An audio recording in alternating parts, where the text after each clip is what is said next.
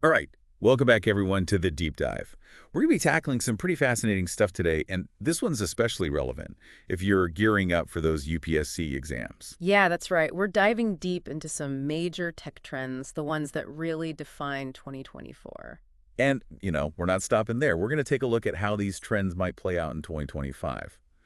Think of this as your tech cheat sheet, kind of like getting ahead of those UPSC interview questions. Exactly. And what's super interesting is how all of this tech stuff ties into governance and policy, even societal shifts. All crucial areas for, those aspiring civil servants out there. Yeah. So whether you're a total tech geek or just want to stay sharp for those interviews, let's jump right in. Yeah, let's do it. All right, so the first thing that really jumped out from the analysis we're looking at, AI just dominated 2024, right? Oh, absolutely. It felt like AI was everywhere you turned. But the source also points out that it wasn't all smooth sailing.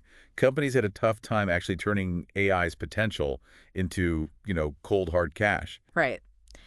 There was definitely a gap between the hype and the reality when it came to AI profits. Companies were rushing to develop AI-powered tools, but they kind of skipped that part about figuring out how to make money from them. Okay, so like a classic case of getting ahead of yourself. Yeah, exactly. And, one example that comes to mind is remember that online education platform that tried to roll out an AI tutor? Huge investment, tons of buzz, but it just didn't translate into the revenue they expected. So, for anyone involved in governance, this is a big lesson. Right, getting swept up in the AI excitement is one thing, but you got to be practical too. Yeah, absolutely. You got to pair that enthusiasm with a clear-eyed assessment of what AI can actually do, where its limitations are. Makes sense. So moving beyond just the money side of things, the analysis also talks about how AI is kind of becoming more of a co-pilot for people. Yeah, I thought that was really interesting. Remember all that initial fear about AI just wiping out entire job sectors? Well, it seems like it's heading more towards this collaborative thing, humans and AI working together. Okay, so that's good news, I guess. Definitely. And for UPSC aspirants, this shift is really key. It highlights the need for a workforce that's not just tech savvy, but also strong in areas that are uniquely human. Things like critical thinking, emotional intelligence, creative problem-solving AI can't really replicate that. Yeah, that makes a lot of sense, especially when you think about, the kind of leadership skills that are so crucial in the civil services. Right. No algorithm can replace that human touch, that ability to connect with people and make sound judgments. Absolutely. Okay, so let's shift gears a bit now to something that's been all over the news lately, and this is definitely relevant for the UPSC ethics paper. Greener tech. Oh, for sure. It seems like the push for sustainable technology really picked up steam in 2024. Yeah, absolutely. What's driving this shift, do you think? Well, I think there's a growing global awareness of just how much technology impacts the environment. From the energy we need to power all those data centers to the massive problem of e-waste. That's right. It's not just about cool gadgets anymore. It's about the bigger picture. Yeah, it's about realizing that we need a more sustainable approach to how we develop and use tech. And, this isn't just some trendy topic for discussion. This is seriously intertwined with economic development, social equity, and, of course, protecting the environment. All those things are like core components of the UPSC syllabus, Yeah, right? actually. Future administrators need to be totally fluent in sustainable development and how it applies to policymaking, especially when it comes to tech. Okay, makes sense.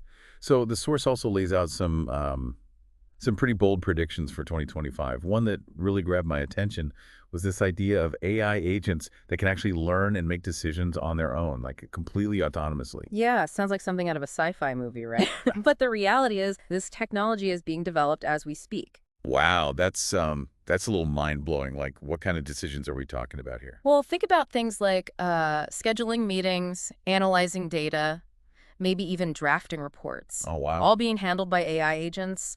And this potential for increased automation brings up some really big questions about the future of work. What skills people are going to need to thrive in a job market that's constantly changing. That's true. And that's something the UPSC often focuses on.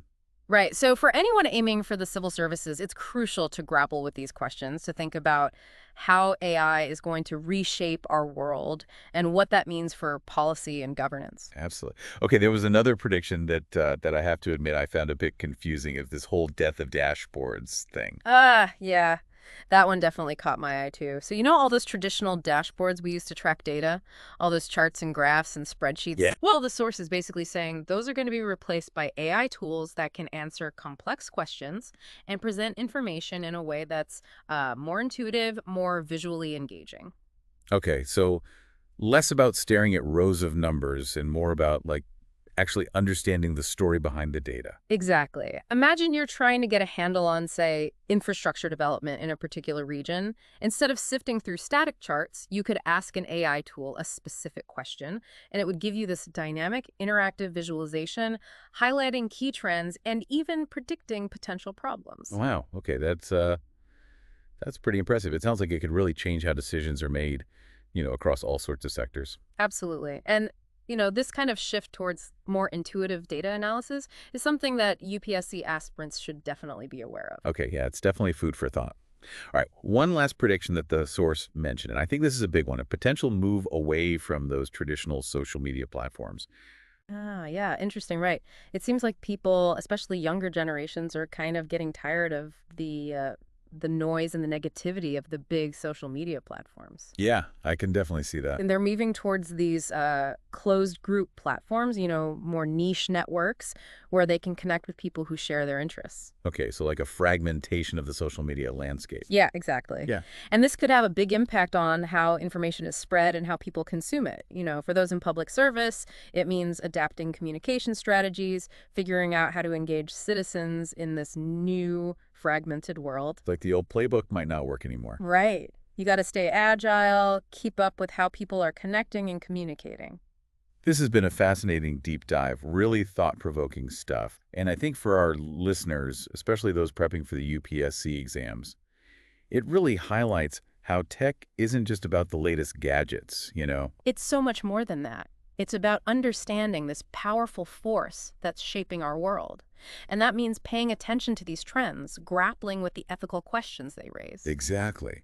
Well, folks, if you enjoyed this deep dive into the tech landscape and want to stay ahead of the curve, make sure you hit that subscribe button and share this episode with your friends. Let's keep this conversation going. Absolutely.